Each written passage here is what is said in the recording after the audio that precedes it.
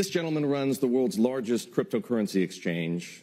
And so if you're looking for insights into the world of crypto and where it's headed, excuse me, no better place to start than with you. Thanks for doing this. Thank you. Thank you for having me here. CZ, let's begin with this. What does everybody in this room need to know and understand about crypto that they probably don't yet appreciate? Well, I think most people in this room probably do understand crypto to some level, but this is the future. It's a technology. It's not a currency, not a commodity, that it can be classified into, but it's a technology. Technology and innovations do not stop. This is like in the early 2000s or in the 90s, this is the internet. The internet will not stop. It may progress at a fast or slow pace, but this is the future. This is the future technology that will power money, financial markets, and many other things. What about the evolution of crypto do you find most exciting right now? So right now, it's all the applications that does not exist in the traditional financial world that are taking off. Raising money globally for your entrepreneurial projects. ICOs have a bad name, but however you classify it, that's one application that's very popular now. If you're an artist or if you're a content creator, being able to monetize your works through an NFT, they're very hot right now. So that's another mechanism that they cannot do in fiat currencies. There's GameFi, play to earn, there's decentralized social media. Hasn't taken off yet, but all of these are things that traditional fiat currencies cannot do. This narrative that crypto is going to replace the existing traditional financial sector is a bit too early. We have not seen that yet. But will it? Will crypto replace traditional finance, or will traditional finance and crypto effectively merge and become the same thing? I think traditional finance will always be, will be big. Today, probably only 1% or less of the money is in crypto, much less, probably much less than that. So today, traditional finance is big. It's gonna take time for, I don't think in the short term there's any replacements. But in the long term, some of the things may be replaced. So this is like, if we look 20 years back, say video conferencing is going to replace in-person work. Today, still haven't really done that. Even with COVID, we kind of shifted a little bit to that direction. But it takes decades to really replace something. But e-commerce has replaced quite a lot of, has impacted a lot of real commerce. Faster than many people expected. But it also took 20 years, right? So there were jokes. Yeah. So there were jokes like, even in the early 2000s, you can buy a hamburger online, but you can't eat it. Well, now you can. Well, we're already 13 years into Bitcoin. Yes.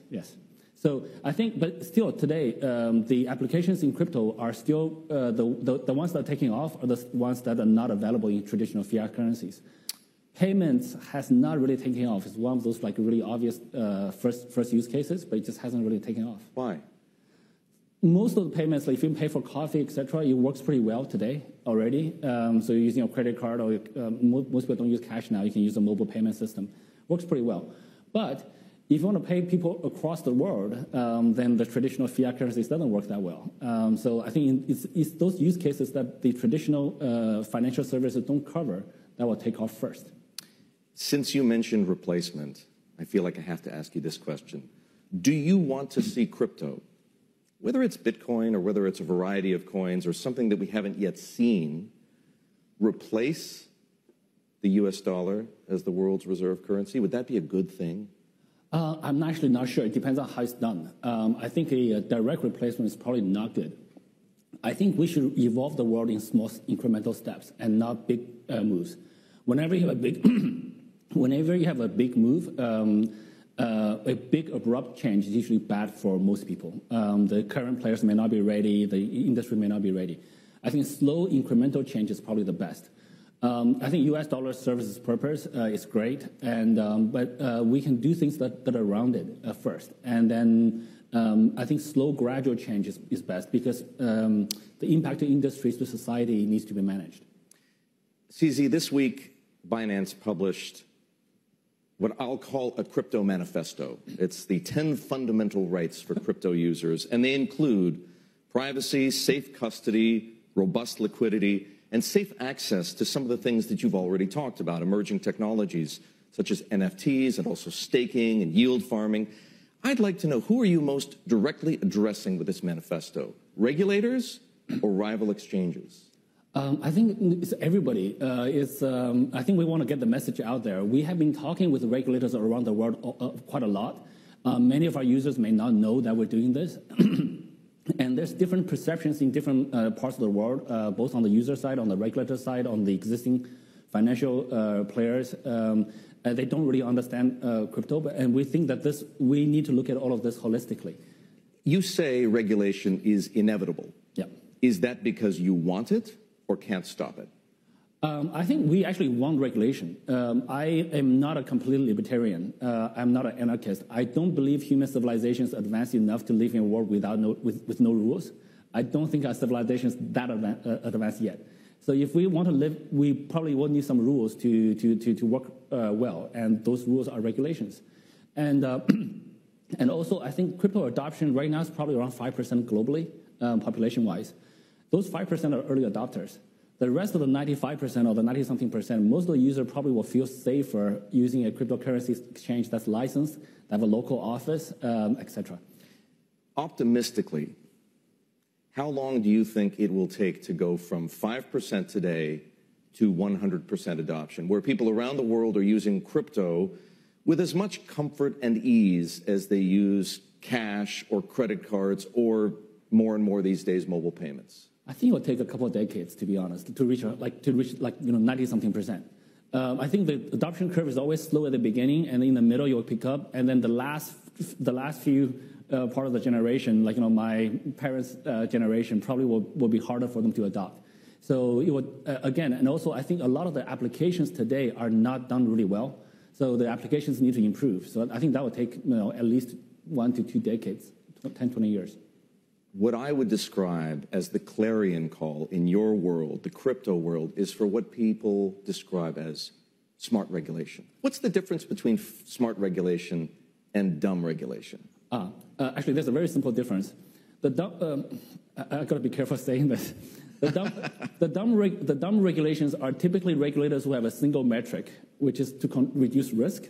That's great. The best way to reduce risk is not to do is shut down everything. A smarter metric, or a secondary smart metric would be, what about economic growth metric? So you should reduce risk and while promoting economic growth and innovation. When the smarter innovators have 2 matrices they need to measure on. So if people have that kind of mindset, they typically will be very pro-business, pro-innovation. Binance, as I mentioned earlier, is the largest crypto exchange, by far the largest, several times larger than Coinbase or FTX. I looked this morning, and in the past 24 hours, Binance had done $40 billion of volume. Is that typical? That's typical. Actually, it's actually not that high. Generally higher. Today's a bad day, in other words. Today's a slow day. So a couple of days ago, I think we hit $170 billion transacted in a single day. What was that 2 years ago? 2 years ago, 2 years ago, I think we were very lucky to get $10 billion, 10 to 30 billion. 4 years ago, we were very lucky to get like 300 million billing. So the industry has grown really, really rapidly. Your fees are low by industry standards. Yeah. Why? We are already profitable, so we can actually charge even lower fees. We're actually thinking about that right now. So we are an organization. I do not believe in maximizing profits. I also do not believe in maximizing shareholder value in the short term. So I believe in growing the industry, providing the best value for our users, and then we'll grow. And long term, we actually maximize the shareholder value. That sounds to me a lot like Jeff Bezos. I don't know him personally, but I would love to be as successful as he is in the future. So at $170 billion on some days, 80 on others, what's the revenue run rate that Binance is generating? So this is a very tricky one to calculate. Roughly, we can talk about different numbers. It's in the billings. Clearly. Yeah. But it fluctuates because our revenue is in a couple of different 100 cryptocurrencies, and we don't convert them. We just hold them. So in any currency that you calculate in, say most people are more comfortable with US dollars. If you do a calculation today, it's one number. 5 minutes later, it's a different number because every price is changing. Mm-hmm. And say, there's some really interesting dynamics. The money we earned like a year ago, because we hold them in crypto, the crypto price went up. So our earning, as calculated a year ago, may be different now. When we go through a winter, whatever money we earn today will be worth much less. So we have that kind of dynamic. It's a very interesting situation for financially. But regardless, it's billions. It's billions now, yeah. Can we put a number on it? I don't have a direct number. Well, your margins are also very high, are they not? They're pretty decent, yeah. So either way you slice it, your company is generating billions of dollars in profit every year. Pretty much, yeah. Well, I could take a conservative market cap or a conservative multiple, or I could take an aggressive multiple like the one that's put on Coinbase right now, 8 times revenues. Yep. You own substantially all of this business, do you not? Yes, but our fees are much lower than Coinbase's. So I'm aware. Yeah. So if you look at Coinbase's trading volume and multiply that with a multiple, if you use the revenue multiple, our multiple will be lower. If you use the activity multiple, will be much higher. I think you know what I'm getting at, though. Yeah. If we apply these multiples to the kind of business that you've built, you're one of the richest people in the world sitting right here. I'm not sure about that, to be honest. And also, I don't really care about wealth, money, and also rankings, etc. I also I believe it was a Forbes interview just a couple of days ago. I said I will commit to donate 99% of my wealth away before I leave this world. So I'm not really interested. So I think anytime people pay too much attention to that, they usually kind of lose focus. Whereas what we want to do is we just want to build tools for people to access crypto. What are your strategic priorities for this company? Where do you want to be that you're not now? Yeah, so I think right now, the short term, we have to pay a lot of attention to this regulatory pivot. We want to be pivoting from a technology company to a financial services company. I think that will take a few months, a couple of years. Longer term, though, we want Binance to be a platform of other platforms. So Binance have an NFT platform marketplace. We have a sports fan token marketplace. We want to be the infrastructure for other entrepreneurs, for other teams, either within Binance or outside of Binance, to build their platforms. We can help them on in a number of ways. We have the largest liquidity in the world. We can give them liquidity by listing the tokens or coins. Before that, we can help them to do the initial sales through Binance Launchpad, the IEOs. Even before that, we want to help them to design the tokens, so we can advise them on the token economics. We encourage people to take a very long-term view. So our team has been pushing for 10-year unlocking periods for founder tokens. So today, if you see in the industry, they typically about 3-4 years, similar to ESOPs. We're like, no, that's too short. If you want to issue a token, you got to have a 10-year commitment. And so we do all of these things that we want to facilitate other projects to grow. This raises a question for me. One of the most confusing things about the crypto market, many people, is the proliferation of coins, right? The speed at which these coins are created, the speed at which they acquire a market cap. I'll point to Himalaya coin, a recent example. This month alone, right? This is a coin, by the way, for those of you who don't know, has a small number of identifiable attributes. A promotional video involving an exiled Chinese billionaire. He's smoking a cigar. He's on a yacht. He's driving a red sports car. And it has the support of Steve Bannon, one of President Donald Trump's former advisors. Yet at one point, this coin was worth $27 billion.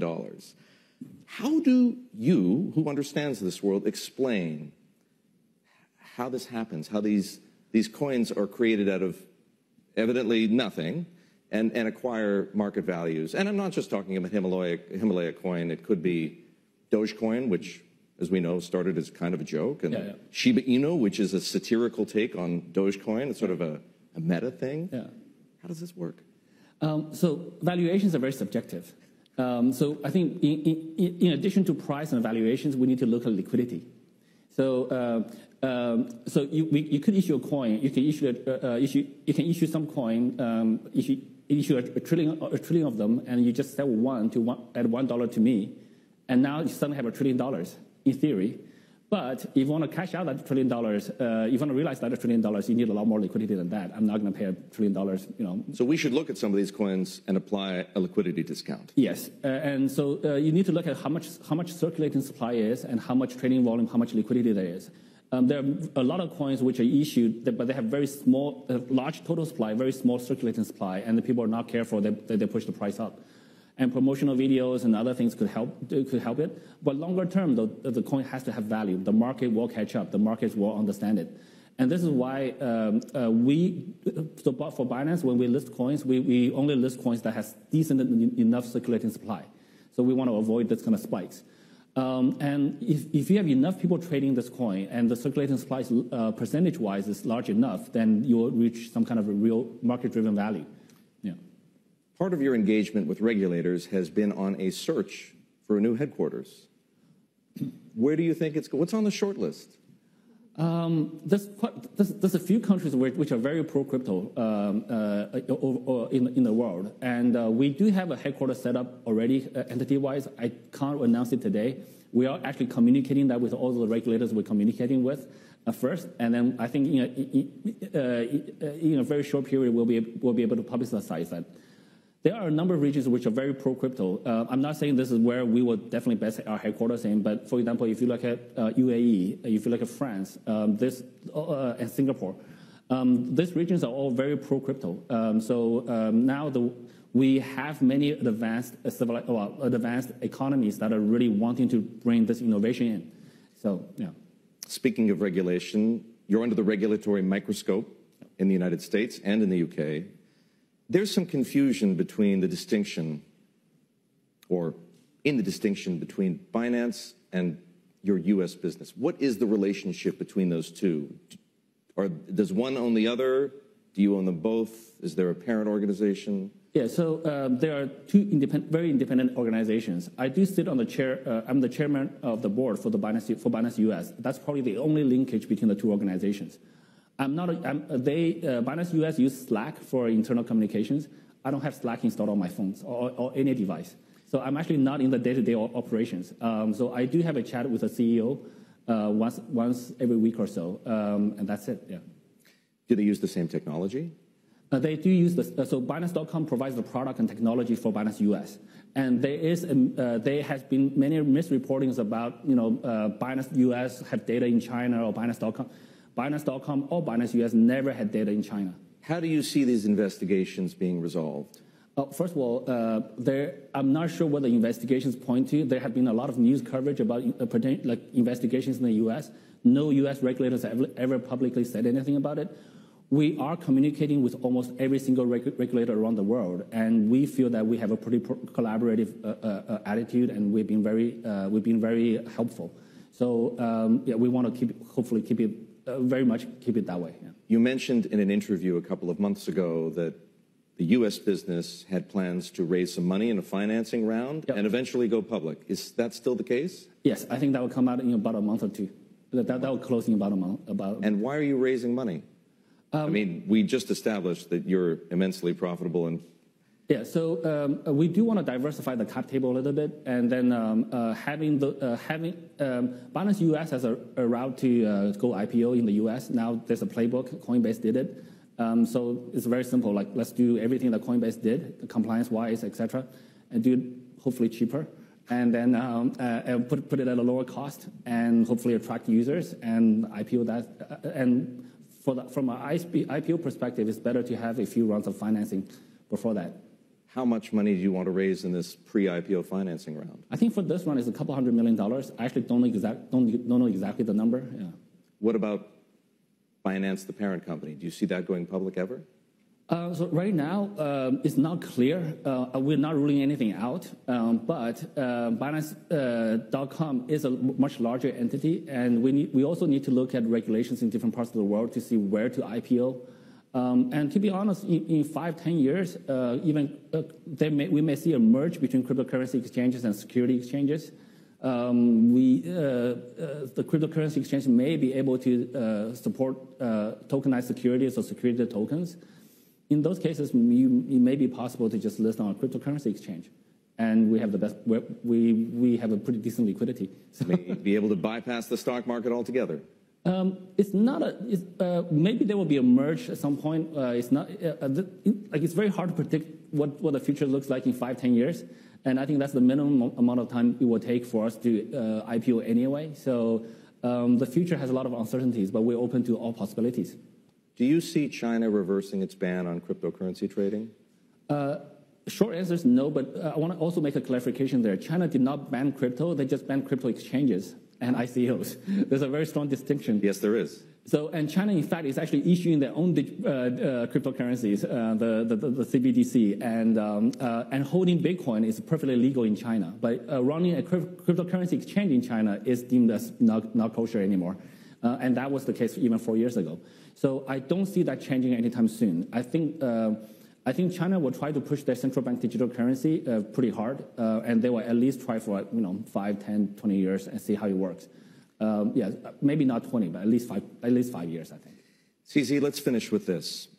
Hillary Clinton told this room not long ago, just a few minutes ago, that she sees cryptocurrencies as a threat in the same league as military intervention, bioterrorism.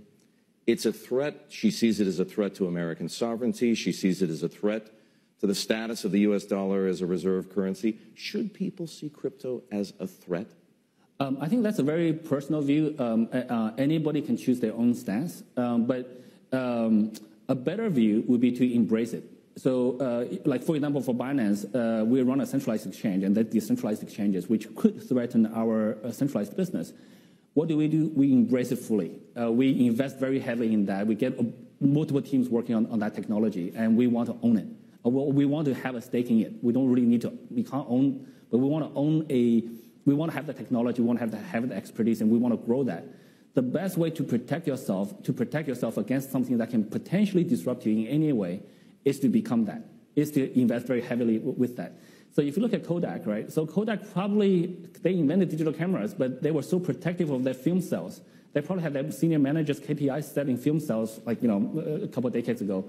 And guess what? Because they're so protective of those films, they lost the digital camera industry. What's better to do is to just invest very heavily in the thing that can disrupt you. And coming back to U.S. dollars, I think U.S. dollars is a very strong tool for U.S. to organize the world. It's probably much stronger than the military. And there is a potential for cryptocurrencies, Bitcoin, et cetera, to disrupt that in some ways.